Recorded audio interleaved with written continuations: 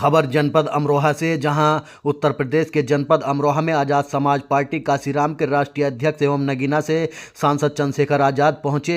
वह पार्टी नेता पुष्पेंद्र राणा के पिता के निधन पर श्रद्धांजलि देने आए थे। इस दौरान उन्होंने मीडिया से बातचीत करते हुए प्रदेश सरकार और केंद्र सरकार पर जमकर निशाना साधा। दर्शकों, आपने अगर हमारे चैनल को अभी तक सब्सक्राइब नहीं किया है तो हमारे चैनल को सब्सक्राइब कर लें। इंस्टाग्राम और फेसबुक पेज पर जाकर हमें फॉलो कर लें। चंद्रशेखर आज़ाद ने कहा कि सिर्फ नाम बदलने से हालात नहीं बदलते। अगर नाम बदलने से हालात बदलते तो अब तक कई योजनाओं के नाम बदले जा चुके हैं, लेकिन किसी की स्थिति नहीं सुधरी। उन्होंने सरकार पर वादाखिलाफी का आरोप लगाते हुए कहा कि पहले कहा गया था कि योजनाओं में 90% पैसा केंद्र सरकार देगी, अब 60% देने की बात कही जा रही है। उत्तर प्रदेश पहले से ही करीब 8 लाख करोड़ रुपए के कर्ज में डूबा हुआ है। ऐसे में सवाल उठता है कि सरकार नई योजनाओं के लिए पैसा कहां से लाएगी। उन्होंने कहा कि 100 की जगह 125 देने की बात केवल एक सपना है।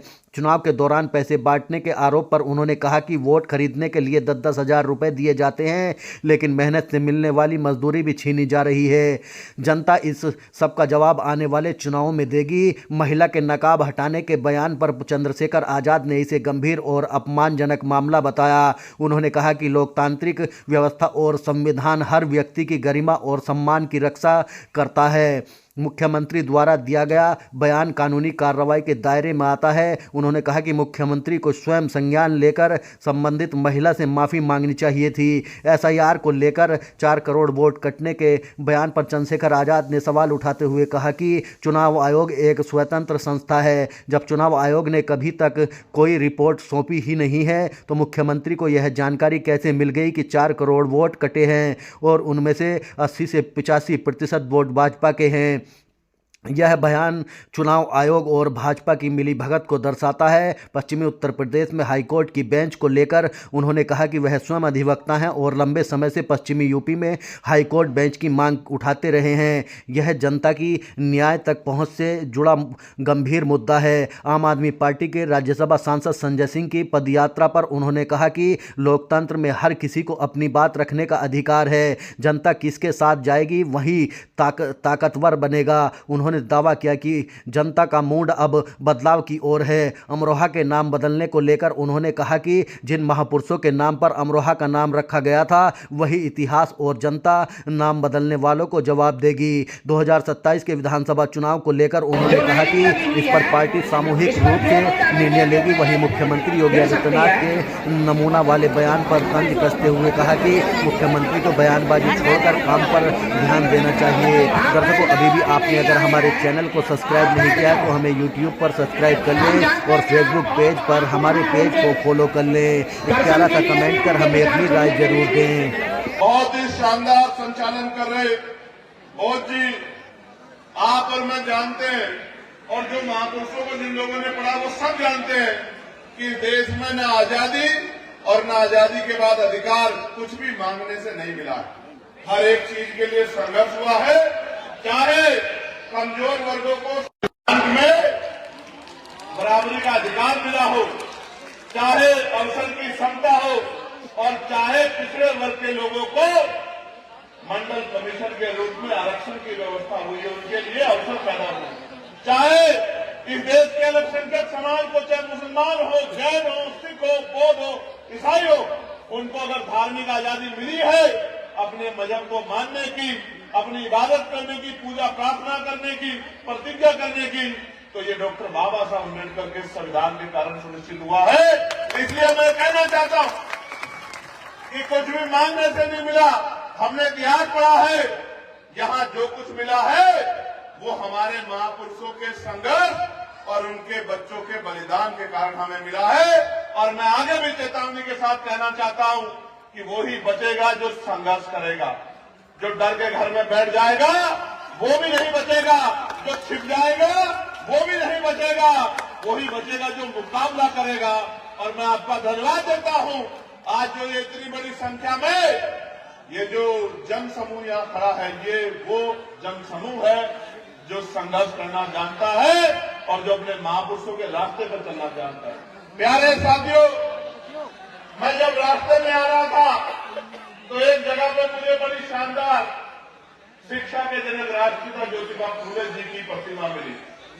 मैंने जब उनको स्मरण किया, नमन किया, माल्यार्पण किया, तो मैंने गौरवान्वित महसूस किया।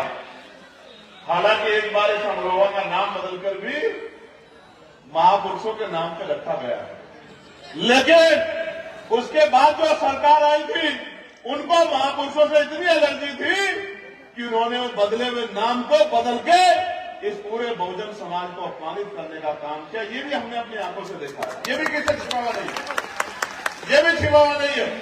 आज तो वोट लेने के लिए हर आदमी जब चुनाव आता है आपके बीच में आता है।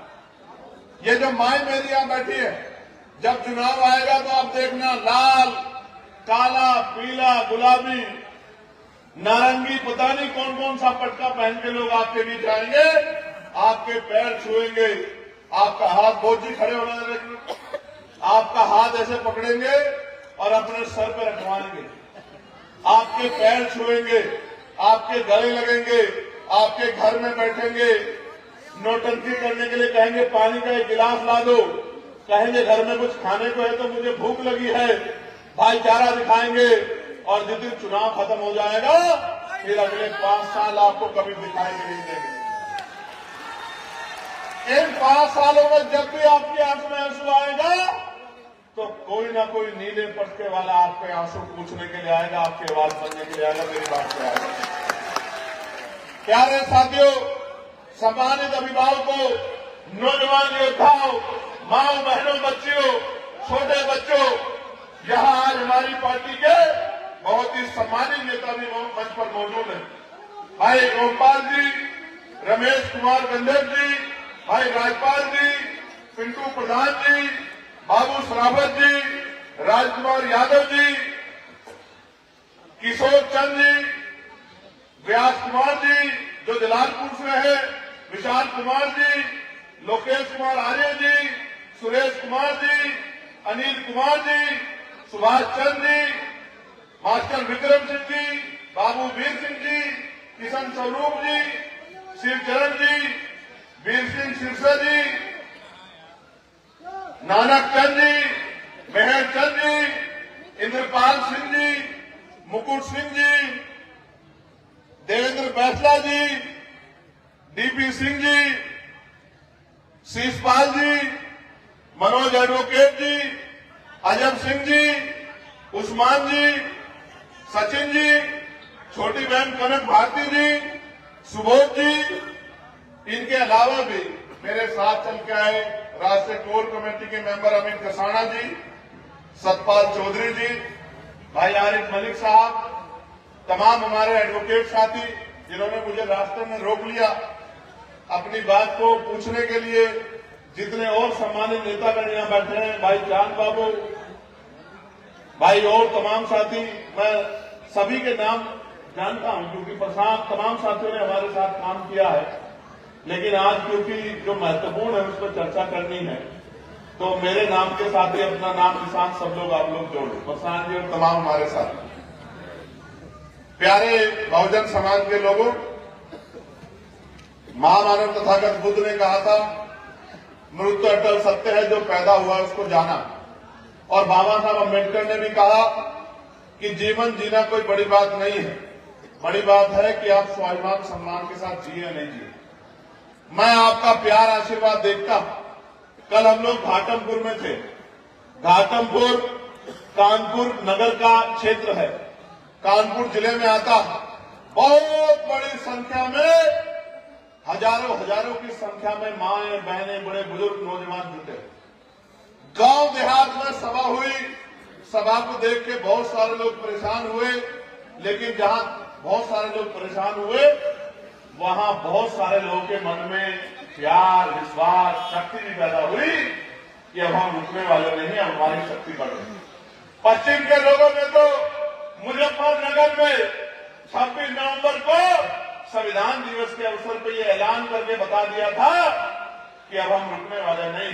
लेकिन उधर भी कानपुर की तरफ भी, और अभी 29 तारीख को मैं आपको कह रहा हूं नजर रखना, 29 तारीख को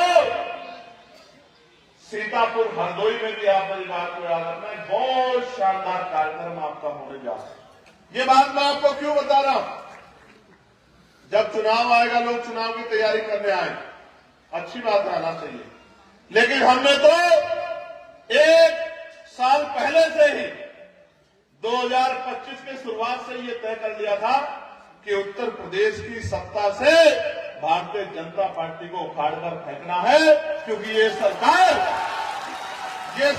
गरीबों के लिए अच्छी नहीं है। ये सरकार 5 किलो राशन देकर लोगों के हक अधिकार को लूटना चाहती है। मैं आपको बताना चाहता हूं, ये जो 5 किलो राशन सरकार दे रही है, ये पैसा किसका है? ये पैसा आपका है, ये पैसा हमारा है, ये पैसा हमारी बहनों का है, इस मंच में बैठे नेताओं का है, गरीब जनता का है, कमजोर मजदूर का है। वो मजदूर जो सुबह मेहनत करता है, मजदूरी से पैसा कमाता है, टैक्स के रूप में लाखों रुपए सरकार को देता है, उन्हीं पैसों से बजट बनता है, बजट से योजनाएं बनती है, उन्हीं से एक योजना है जिनसे 5 किलो राशन मिलता है। मैं आपको बताना चाहता हूं, एक मीडियम परिवार जो मध्यम वर्गीय परिवार है, वो भी कम से कम 5,000 रुपए का महीने में सामान खरीदता है। जब वो 5,000 रुपए का सामान खरीदता है, टैक्स इतने तरह के हैं कि लगभग 1250 रुपए सरकार के खाते में टैक्स के रूप में जाते हैं। 1250 रुपए लेके महीने में और 200 रुपए का अनाज देके सरकार आपको बताना चाहती है कि सरकार आपके लिए कुछ कर रही है। मैं ये पूछना चाहता हूं सरकार से कि अगर आप जनता के लिए बहुत कुछ कर रही हो, तो फिर जनता के चेहरों पे खुशहाली क्यों नहीं? आज भी 75 साल बाद आजादी के लोगों के पास पक्के मकान क्यों नहीं है? आपको प्रधानमंत्री आवास योजना की चलानी पड़ रही है। आज भी 75 साल बाद नौजवान सड़कों पे बेरोजगार घूम रहा है। इस सरकार की कोई भर्ती ऐसी नहीं है जिसमें घोटाला ना। नौजवानों के भविष्य को लूटने वाली है सरकार।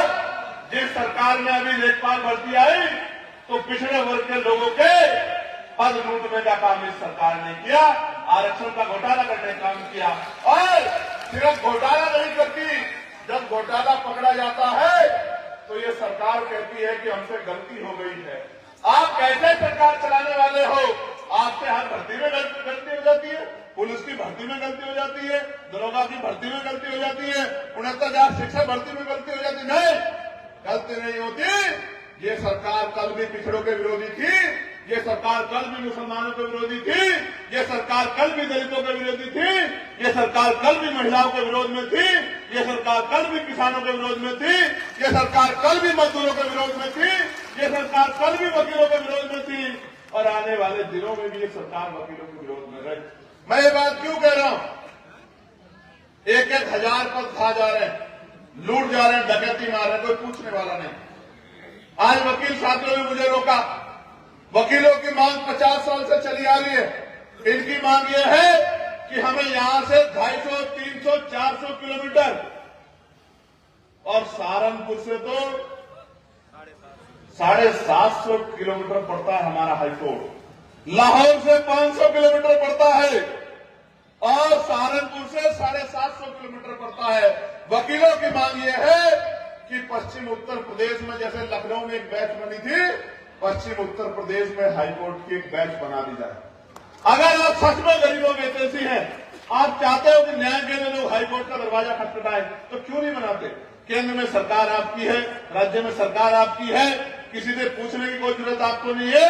लेकिन आप नहीं चाहते कि यहां के गरीब की जेब कटना बंद हो, इसलिए आप बनाना नहीं चाहते। वकीलों ने मेरे सामने मांग रखी कि भाई उठाओ। वकील साथी जानते हैं, मैंने पार्लियामेंट में पश्चिम उत्तर प्रदेश में हाईकोर्ट की बेंच बने, इस मांग को उठाया। उनकी दूसरी मांग ये थी कि एडवोकेट प्रोटेक्शन एक्ट लागू होना चाहिए। मैंने पार्लियामेंट में एडवोकेट प्रोटेक्शन एक्ट लागू हो, इस मांग को भी जोर शोर से उठाने का काम पार्लियामेंट के माध्यम से किया। मैंने जब वकीलों पर लाठीचार्ज हुआ हापुड़ में, जब वकीलों पर लाठीचार्ज हुआ गाजियाबाद में, तो भी उनकी मांग को जोर शोर से उठाने का काम किया था। एक वकील होने के नाते मैं वकीलों के दर्द को समझता हूं और मैं आपको विश्वास दिलाता हूं और आपके माध्यम से कहना चाहता हूं, आप शक्ति देखना चाहते हैं तो मैं आपके सामने कह रहा हूं, आप मन पक्का कर लीजिए।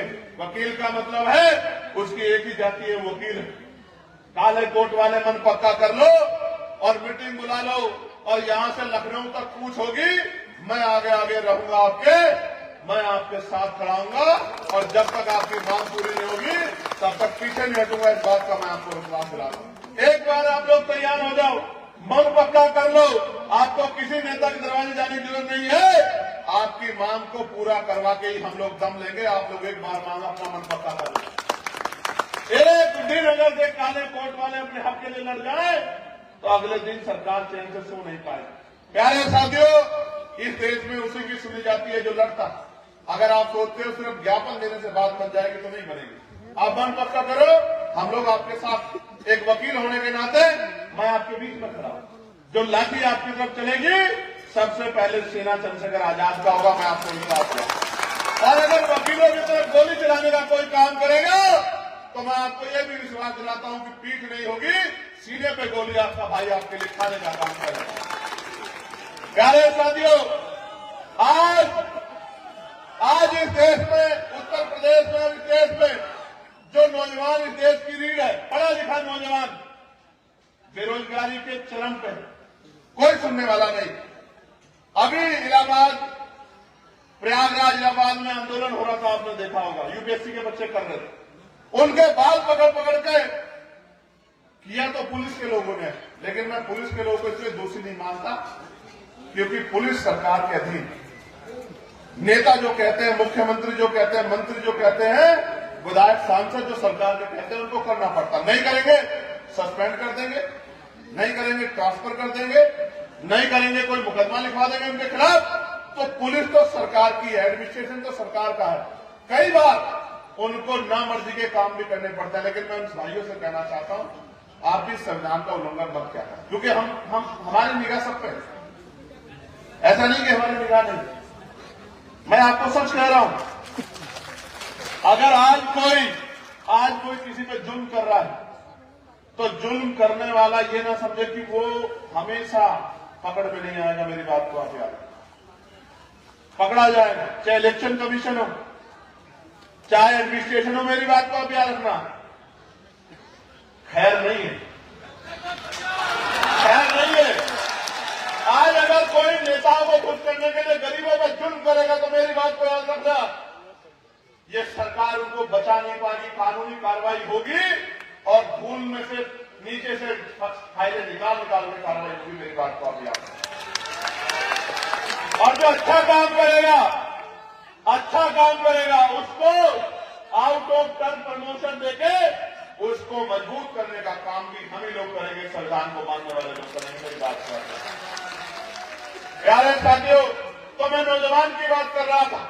आपने अपने बच्चों को दूध रूपी खून पिला पिला के मेरी माओ ने बड़ा किया और एक रोटी कम खाई क्योंकि महापुरुष कह गए, गाड़वे जी महाराज कह गए, फूले साहब कह गए, परमानंद लोधी जी कह गए, एक रोटी कम खाई, थाली नहीं तो हाथ रख के खाई, लेकिन अपने बच्चे को पढ़ाया क्योंकि बाबा साहब ने कहा शिक्षा श्रेणी का वो दूध है जो पिएगा और दहाड़ेगा। तो आपने पढ़ाया, लेकिन पढ़ा लिखा नौजवान मजबूर है क्योंकि रोजगार नहीं। किसके पास जाए, किसको कहे? मां बाप सोचते हैं सब कुछ तो इसके ऊपर लगा दिया, आज इसमें रोजगार नहीं, रोजगार कहां से आएगा? पिछड़े दलितों को जो आरक्षण मिलता था उससे डर के इस सरकार ने सारे विभागों को निजीकरण कर करके, प्राइवेट कर करके, प्राइवेट माफियाओं की भेंट चढ़ा दिया और चुन चुन के दलित पिछड़े कर्मचारियों को उस विभाग से निकालने का काम आज सरकार करे।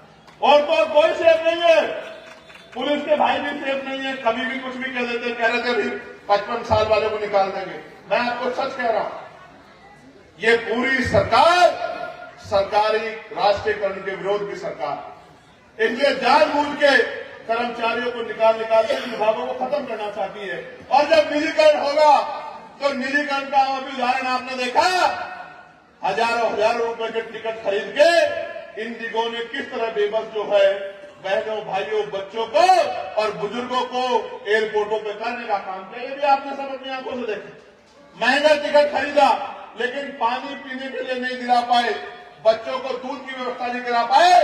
प्राइवेट सिस्टम पे किसी का जोर नहीं है। मेरी बात को आप याद, आज अरावली का मुद्दा चल रहा है, अरावली जो लाइफलाइन है, जिसकी वजह से पूरा रेगिस्तान और रेगिस्तान से आने वाली बड़ी बड़ी आंधियां हरियाणा, पश्चिम उत्तर प्रदेश, दिल्ली को छू नहीं पाती, उस अरावली को खनन की भेंट चढ़ाने का कार्यक्रम चल रहा है। लोग परेशान हैं, लेकिन सरकार को फिक्र नहीं है।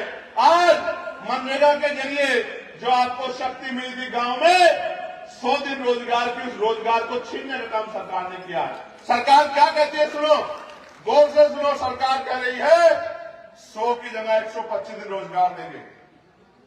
कह रहे हैं हमने तो योजना अच्छी बना दी, लेकिन ये नहीं बता रही पहले 90% पैसा केंद्र सरकार देती थी, अब सरकार ने कहा 60% पैसा हम लोग देंगे, 40% राज्य सरकार देगी। और आपको खुशी होनी चाहिए जान के कि जिस उत्तर प्रदेश में आप रहते हैं, उस उत्तर प्रदेश सरकार ने 8 लाख करोड़ का कर्ज अपने ऊपर लिया। कितने पैसों का? 8 लाख करोड़ में कितनी जीरो है? जीरो लगाते लगाते आप थक जाओगे। ऐसी सरकार उत्तर प्रदेश में था। 8 लाख करोड़ का कर्ज, यानी कि हर व्यक्ति पे, छोटे बच्चे पे, छोटी बच्ची पे भी जो कल पैदा हुए 31,000 रुपए का कर्ज इस सरकार ने उनको विकास के रूप में उनके ऊपर थोपने काम किया है। जिस सरकार पे पैसा ही नहीं है, जो सरकार कर्ज पे चल रही है, कल वो कहां से मजदूरों को मजदूरी दे देगी, कहां से रोजगार दे देगी? इसका मतलब इस योजना को भी बर्बाद करने का काम इस सरकार ने जानबूझ कर किया। आज तो पूछने वाला नहीं है। मैं वीडियो देख रहा था, कोई कहीं घुस जाता है, कोई धार्मिक आजादी नहीं है प्रदेश के अंदर, देश के अंदर कोई धार्मिक आजादी नहीं। कोई मस्जिद में घुस जाता है, कोई गुरुद्वारे में घुस जाता है, कोई गिरजाघर में घुस जाता है और जाके उसको कहता है धर्मांतरण बंद करो, ये बंद करो, वो बंद करो। ऐसी ठेकेदारी सरकार ने लोगों को दे दी है कि लोगों को जाके पीट के मारने काम कर रहे, कोई दाढ़ी के नाम पे, कोई टोपी के नाम पे, पशु के नाम पे, और कोई कार्रवाई नहीं हो रही है। उसके विपरीत अगर आप उनसे ही सवाल कर लोगे तो उल्टी आपके खिलाफ कार्रवाई हो जाए। ये हाल हो गया। आप जानते हो, ये सरकार भी कह रही थी कि हम बाबा साहब की मूर्तियों का प्रोटेक्शन करेंगे, लेकिन प्रोटेक्शन की बात करने वाली सरकार ये नहीं कहती कि हम अपनी विचारधारा के लोगों को समझाने का काम करेंगे कि बाबा साहब अम्बेडकर की मूर्ति तोड़ना बंद कर दो। ये बात सरकार नहीं करती। और कितनी तेजी आपको मैं बताता हूं, बाबा साहब अम्बेडकर की जयंती पे जिन गांव में पहले शोभा यात्रा नहीं थी, कार्यक्रम नहीं होते थे, आज अगर वो कार्यक्रम करना चाहे तो परमिशन नहीं मिलती। आप सब लोग जानते हो इस बात को। मिलती है क्या? बताओ, मिलती है क्या? जिस गांव में लोग आर्थिक रूप से कमजोर थे, कम पढ़े लिखे थे, आज पढ़ लिख के तैयार हो गए हैं और बाबा साहब का सम्मान करना चाहते, गुरु रविदास जी का सम्मान करना चाहते, गुरु कबीर जी का सम्मान करना चाहते हैं, राष्ट्रपिता ज्योतिबा फुले की जयंती मनाना चाहते, तो परमिशन नहीं मिलेगी। क्यों? इन महापुरुषों से आप डरते क्यों? मैं आपको बताना चाहता हूं, बड़े हालात खराब है। अब तो नकली दवाइयों के जरिए 100 बच्चे की जान लेने का काम ये सरकार कर रही है। आपके सब सामने है। जिन बच्चों को आप अपना भविष्य मानते हो, वो नकली भ्रष्टाचार की दवाइयों के भेंट चढ़ने का काम हो रहा है। आप इस क्षेत्र में लंबे समय से काम कर रहे हो। मेरे सामने मुझे मेरे बहुत से नौजवान नेता दिखाई दे रहे हैं, वो जो आज वॉलंटियर काम कर रहे हैं। मैं आपका धन्यवाद करता हूं, लेकिन आप ये समझ लो, आपकी जिम्मेदारी सिर्फ आज के कार्यक्रम को वॉलंटियर करने की नहीं, आपकी जिम्मेदारी घर घर जाकर लोगों को जगाने की, लोगों को समझाने की, लोगों को बताने की कि किस तरह से हम लोग ताकतवर बन सकते हैं। आपने इसी मंडल में बिजनौर जिले के नगीना में जाके मेहनत करके उस वोट को तैयार करने का काम किया, तो आपके हिस्से में क्या आया? आपके हिस्से में यह आया कि अगर आज आपकी तरफ कोई आज लाठी उठती है तो पार्लियामेंट में उसके खिलाफ आवाज उठती है। ये आपके हिस्से में आने का काम है। आपके हिस्से में क्या आया?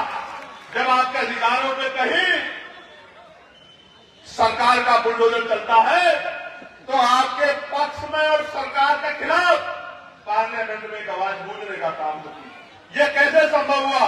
जब आपने वोट देकर ताकत बनाने का काम किया। मैं आपसे अपील करने आया, कब तक लुटते रहोगे? कब तक पिटते रहोगे? कब तक सताए जाते रहोगे?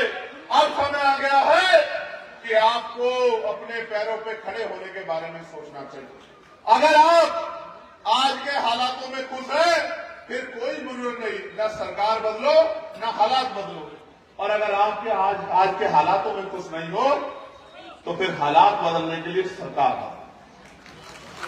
एक बार जब आप हालात बदलने के लिए घर से निकलोगे, सरकार बदलोगे, भाईचारा बनाओगे, तो मैं आपको लिख के देता हूं कि किसी मां बहन को अपना घर चलाने के लिए किसी के आगे हाथ नहीं फैलाना पड़ेगा। उस मां को, उस बहन को घर पे रोजगार पहुंचाने का, रोजगार दिलाने का, सम्मान का जीवन दिलाने का काम आजाद समाज पार्टी काशीराम करेगी। मेरी बात को आप याद रखें। अपनी बच्चियों के लिए, अपनी बहनों के लिए, पढ़ी लिखी बहनों को रोजगार, और जो नहीं पढ़ी है, पढ़ रही है, उनके लिए अच्छे स्कूल, कॉलेज, यूनिवर्सिटी बनाने का काम आजाद समाज पार्टी काशीराम करेगी। हमारे नौजवान भाइयों के लिए रोजगार की व्यवस्था, लोन की व्यवस्था, प्राइवेट सेक्टर में आप जानते हैं, मैं बिल लेके आया पार्लियामेंट में कि निजी क्षेत्रों में SC, ST, OBC के बच्चों को रिजर्वेशन मिलना चाहिए, नौकरी रोजगार मिलना चाहिए। मैं पार्लियामेंट में आवाज उठाता रहा कि SC, ST, OBC के कर्मचारियों को प्रमोशन में मिलना चाहिए। मैं पार्लियामेंट में लड़ता रहा कि पुरानी पेंशन बहाल होनी चाहिए, लेकिन ऐसी सरकार है, दोनों कानों पे हाथ रख के बैठी है कि इस सरकार को कुछ सुनता नहीं है। और भगत सिंह जी ने कहा था, बहरों को सुनाने के लिए धमाकों की जरूरत पड़ती है, और लोकतंत्र में धमाका इतनी शालीनता से होता है, इतने चुपके से होता है, पर्दों के बीच में होता है कि जब नगीना में वो धमाका हुआ था तो EVM का बटन नीला हो गया था। आपको मेरी बात को याद रखना होगा। लोकतंत्र में धमाके गोलों से नहीं होते, लोकतंत्र में धमाके बटन दबाने से होते हैं, बटन दबाने से। जहां आप आजाद समाज पार्टी का बटन दबाओगे, ये गुंडे प्रदेश छोड़ के दूसरे प्रदेशों की तरफ भाग जाएंगे। मेरी बात को आप याद रखें। ये तभी संभव होगा जब आप अपने बच्चों की परवाह करोगे। आज याद करो बाबा साहब, याद करो। मैं घर घर जाके बता रहा हूं, मीटिंगों में बता रहा हूं, इंटरव्यू में बता रहा हूं, लाइव के माध्यम से बता रहा हूं। मैं आपको बताना चाहता हूं, डरने की जरूरत नहीं है किसी से। कोई अगर आप पे सवाल खड़ा करता है तो अपने बच्चे को काबिल बनाओ पढ़ा लिखा के कि वो सवाल का जवाब आपसे आंख मिला के दे सके। अपने बच्चे को काबिल बनाओ। मैं आपको बताना चाहता हूं, नौजवान साथियों, गौर करो। इस देश में 1919 से पहले 3% लोग वोट करते थे। कितने % लोग वोट करते थे? जोर से बताओ, बोलना सीखो, जोर से बताओ। कितने % लोग? 3% लोग। देश को जानना चाहिए, मीडिया को जानना चाहिए, नेताओं को जानना चाहिए, बहनों को जानना चाहिए, युवा नेताओं को जो भविष्य है समाज का, प्रदेश का, देश का, क्षेत्र का, उनको जानना चाहिए। 3% लोग वोट करते थे। फिर मॉन्टेगो चैनफोर्ड सुधार समिति बनी, उसने सुधार के लिए, रिफॉर्म के लिए अपना प्रस्ताव दिया। उन्होंने कहा वोट की संख्या बढ़ानी पड़ेगी, और वोट की संख्या बढ़ाने के लिए किनको वोट का अधिकार देना पड़ेगा? गौर से सुनना। उनको जो टैक्स देते हैं, देखिए, जिनको जो लोग टैक्स देते हैं, किनको, जिनके पास बहुत बड़ी जमीन है, जमींदारी, किनको जो बहुत पढ़े लिखे, किनको जो बहुत पैसे वाले, किनको जो राजा महाराजाओं के परिवार से आते हैं। संख्या बढ़ी, 3 से बढ़ के 15% हो गई। 80 लाख लोग वोटर बन गए। 80 लाख आबादी थी, 30 करोड़ से ज्यादा वोटर तैयार हुए। 80 लाख। कितने वोटर तैयार हुए? गौर से सुनो, बहुत कायदे की बात बता रहा हूं, समझ आ जाएगा कि देश को हमारे महापुरुषों ने क्या दिया है। 80 लाख वोटर तैयार हुए, और आपको जान के बड़ा अचंभा लगेगा, उन वोटर में एक भी महिला नहीं। कौन नहीं था? एक भी महिला नहीं, किसी भी जाति की, किसी भी धर्म की। सिर्फ SC, ST, OBC की नहीं, सामान्य जाति की कोई महिला नहीं, मुस्लिम समाज की भी कोई महिला नहीं, सिख समाज की भी कोई महिला नहीं। 80 के 80 लाख पुरुष थे, और पुरुष में भी आपको जानना चाहिए, SC, ST, OBC का एक भी पुरुष नहीं। हवा में नहीं कह रहा हूं, हिस्ट्री पढ़ के खड़ा हूं। एक भी एससी एसटी ओबीसी का पुरुष नहीं था, सारे सामान्य जाति के थे। और सामान्य जाति में भी एक भी गरीब वोटर नहीं था। सामान्य जाति में भी जो संपन्न थे, पढ़े लिखे थे, व्यापारी थे, पूंजीपति थे, टैक्स देते थे, जमींदार थे, उन्हीं लोगों को वोटिंग राइट था। फिर बाबा साहब अम्बेडकर ने बहिष्कृत कानूनी सभा के जरिए मेमोरेंडम दिया। उसके बाद साइमन कमीशन आया, साइमन कमीशन को रोकने का काम किया। जब साइमन कमीशन आया तो बाबा साहब ने रिपोर्ट दी, रिपोर्ट पे चर्चा हुई, गोलमेज कॉन्फ्रेंस हुई, जिसको हम लोग राउंड टेबल कॉन्फ्रेंस कहते हैं। 3 राउंड टेबल कॉन्फ्रेंस के बाद बाबा साहब अम्बेडकर ने सबको सहमत किया कि हर बालिग व्यक्ति को वोट का अधिकार मिलना चाहिए, तभी देश में लोकतंत्र आएगा। और आपको जान के खुशी होगी, पूरी दुनिया में भारत एक ऐसा देश है जिसमें संविधान के लागू होने के साथ सार्वभौमिक मताधिकार सबको देने का काम किया। यानी कि जर्मनी, अमेरिका, इटली, ब्रिटेन के जैसे देशों में भी 20-20 साल बाद महिलाओं को वोटिंग राइट मिला। और हमारे यहाँ संविधान के लागू होने के साथ देश की महिलाओं को वोटिंग राइट बाबा साहब अम्बेडकर ने दिलाने का काम किया। महिलाओं को संपत्ति में अधिकार दिलाने का काम किया, उनको पढ़ने पढ़ाने के लिए आगे बढ़ने का अवसर दिया। ये देन है बाबा साहब अम्बेडकर की। इसलिए मैं कहता हूं, आपको जान के अचंभा होगा कि जिनको 80 लाख लोगों को वोटों का अधिकार था, वो नहीं चाहते थे किसी और को वोट का अधिकार मिल जाए। वो कहते थे ठीक है, ये प्रक्रिया ठीक है, ठीक। जैसे आज सरकार कह रही है SIR ठीक है, ठीक है, ठीक। समझे नहीं समझे? ये वोट आपके पास है तो बड़े बड़े कुर्तों वाले, बड़े बड़े महलों वाले, बड़ी बड़ी गाड़ी वाले जो जब निकलते हैं आपकी गलियों से तो दरवाजा बंद कर लेते हैं, शीशा बंद कर लेते हैं, गंदी स्मेल ना आ जाए, धूल ना लग जाए, वो लोग भी इस वोट की वजह से चुनाव में आपके बीच आते हैं।